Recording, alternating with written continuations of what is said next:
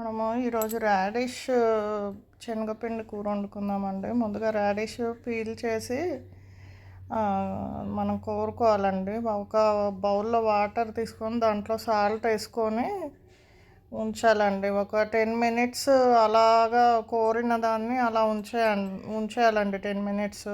తర్వాత మనము పోపు వేసుకోవాలండి.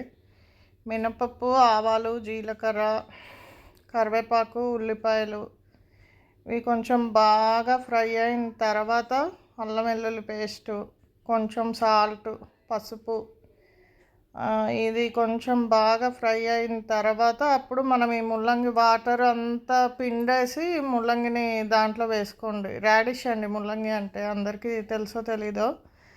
దీన్ని బాగా ఫ్రై చేసుకోనండి. అప్పుడు శనగపిండి దీనిపైనుంచి స్ప్రింకిల్ చేసేసి కొంచెము కారము, కొంచెము గరం మసాలా, కొంచెం కొరియాండరు, అంతే అండి. ఇది కిడ్నీ స్టోన్స్ ఉండే వాళ్ళకి చాలా బాగా పనిచేస్తుందండి.